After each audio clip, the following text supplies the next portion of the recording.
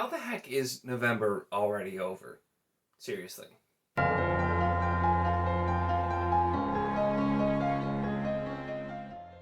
Hello and welcome to my channel. In this video, I'm going to be doing my November wrap-up and talking through everything that I read in the month of November. So November was another month. I didn't really set a TBR. I had a couple of specific things I knew I needed to read because they were buddy reads that were going on, and so I kind of just decided to do really alternating short books while reading some longer stuff. But let's just jump into it because I actually have a fair few to talk about. So I will note really quick, To Green Angel Tower, I was reading pretty much the whole month, and so I'm going to talk about that last, but a lot of the other shorter books I'm going to talk about I actually read like in between, so we're going to kind of go from there. So I'm going in order. I think the books, when I actually finished them, though I was reading that the whole month. So, first book is The Demolished Man by Alfred Bester. So I had read The Stars My Destination by Alfred Bester and was pretty impressed. Both are from the 50s, but that one specifically was known for not feeling particularly dated. And this was the other kind of really big one. This is the Sci-Fi Masterworks edition. It's considered to be, once again, one of the best sci-fi books of all time. And so I wanted to give this a shot. This isn't the normal kind of thing that I typically read. I don't read a lot of even modern sci-fi, but so I've been kind of trying to mix it up a bit. I did do a full review for this, which I'll have linked down below.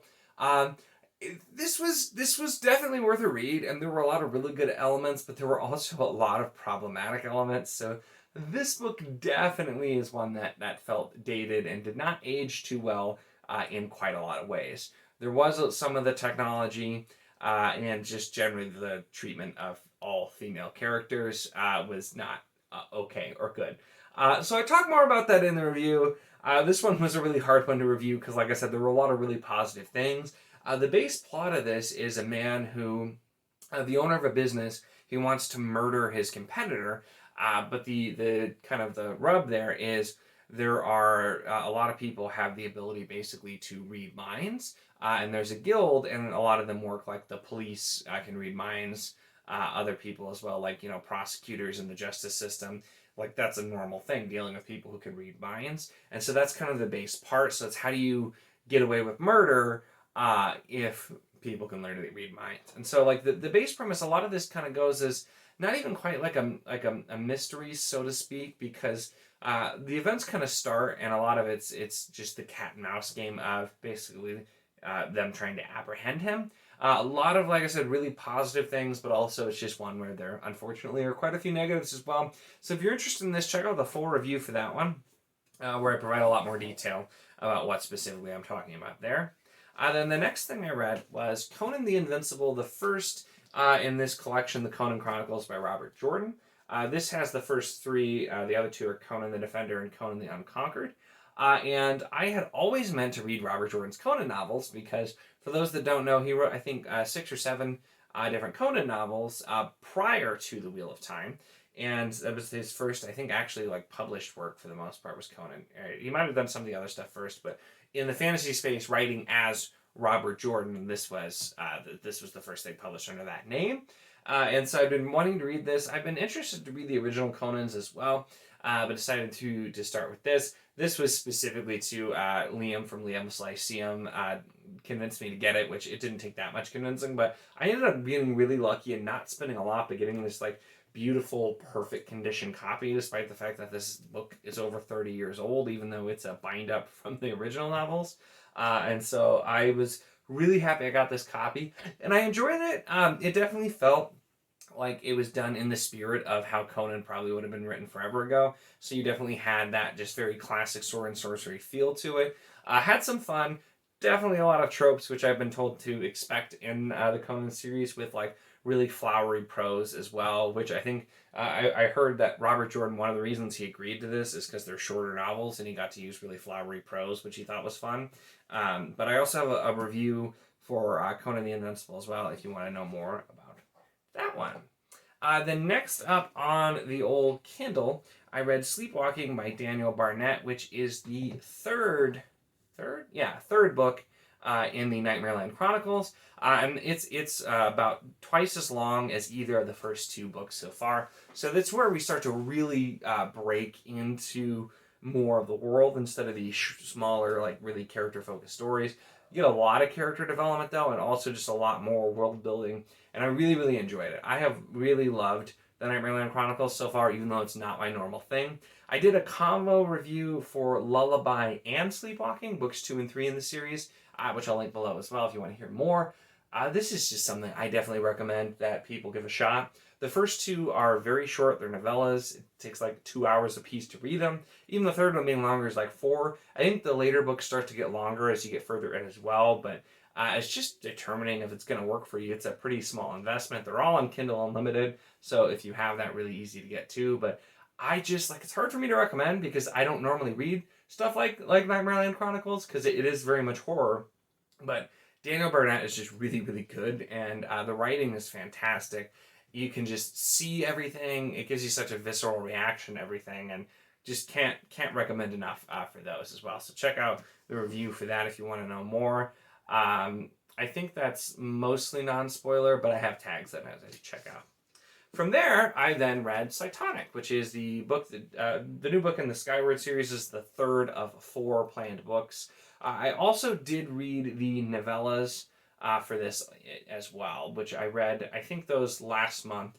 But yeah, so this one came out. I actually got it a day early, which I was super happy, and this is my nice signed and stamped copy, so that was pretty cool. But this I did enjoy as well. I like the Skyward series quite a lot more than his other YA series that he's done. I don't read a ton of YA, and like I mentioned before, I don't read a ton of sci-fi either. I love the premise of this, and one of my favorite things is this started to actually connect back to the original like novella that he wrote called Defending Elysium years before he published these, and I really liked that original story, so this is starting to tie back. And this was a good book. It did what it wanted to do, and it was enjoyable, but I think it sets up even more for the last book, which, based on kind of what this is doing and what we're ramping up to, I think is going to be fantastic. So I'm really excited to get to the 4th book of this series. I do have a review for this as well, a non-spoiler review, which I'll also link below. So then the next things, I don't have reviews for these posted, and I'll talk about why with it. But the next thing I did was A Shadow in Summer, book 1 of the Long Price Quartet by Daniel Abraham. That I am participating in a buddy read for, where there's going to be some live shows. So there'll be a live show that's going to be on Andrew's channel that's coming up, and I'll make sure to post an update once I have that date. I'm pretty sure we did schedule it, but I said in my TBR video I was going to check before I filmed this, and I didn't. So I still remember when it is coming up. It's kind of like mid-December, a live show for A Shadow in Summer, which will be a lot of fun to talk about, because I really enjoyed the first book. It was really good. I heard that they get a lot better, so this one was kind of a slow start, but we'll be reading Betrayal in Winter next month, or I guess this will come out in December, so in December. But I was excited for this too. I don't know yet if I'm going to do a review for the first book, or I'm just going to wait until I finish them. Since we're doing live shows anyway, that might just work out better. But I've wanted to read the Long Price Quartet for a long time. So when I found out about the buddy read going on for it, I'm like, this is the perfect time. So I jumped right on it to get that read.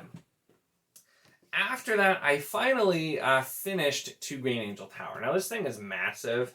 It is a chonker, and it definitely took some time. Like I said, I was reading Two Green Angel Tower pretty much all month. I would read, it's in 4 parts, and so I'd read a part, and then I'd take a break and read some shorter books, and then I'd read the next part, and I kind of kept on going like that until finishing it up completely. And man, I really, really love this book. I will be doing, I did a review for Dragonbone Chair of the first book. I didn't do one for Stone of Farewell. We may be doing, I would have to talk to see if there's interest in the Discord for the other people who buddy read this, because this was our official buddy read. We were doing August through November. Yeah, August through November. You got 2 months for this, and I should have read half of it in October and didn't, so I read it all in November. But I really, really enjoyed this, and it is very long. Tad Williams has really nice prose, and so it definitely is, if you don't like kind of slower, really like nice prose books, this may not be for you. So if we don't do a live show, I might do like a why you should or shouldn't read video like I did for Realm of the Elderlings. But I really enjoyed this, and despite how long it is, I never found myself getting bored. I didn't really have parts that I just like hated or anything like that. I really, really just enjoyed this from page 1 till the end. I thought it did a really great job kind of revealing mysteries, wrapping up a lot of things, and just the ending was very satisfying for me as well. And I'm really excited to read the later books because I've heard good things about those as well. And it's just like Williams does a great job. So I definitely will be talking more about this overall at some point because I have quite a lot to say about the Memory, Sorrow, and Thorn series as a whole. But Williams, fantastic author. This is one of those series that I don't know why I never read it. I have no explanation why I never read this sooner, but I was so glad to get to it because this is one of those series that was just on my list to read. I like getting back to a lot of the classic series. This was definitely that. It's just such an enjoyable series for me. I really enjoyed the trilogy and can't wait to continue. And from there, because I actually finished that with some time to spare, and so I jumped right into The Gathering Storm, which is book 5 in Crown of Stars by Kate Elliott. This is the longest in the series at about 900 pages. And as of right now, when I'm filming this, which is on November 29th, I'm filming this, I am a little over 400 pages in. So I'm nearly halfway done, which is actually pretty good. I wasn't sure how far I was going to get into this because I only had a few days at the end of the month. But I'm going to keep powering through, read some of this today and tomorrow, and get through as much as possible of it. Because like I said in my TBR video, I would like to finish the last 2 books in December. I don't know if I'll get to that, but I'm definitely going to try. And so have I been enjoying this so far as well too. So I've talked about Crown of Stars a lot. It's a series very few people I've heard have actually read. Really great classic fantasy style.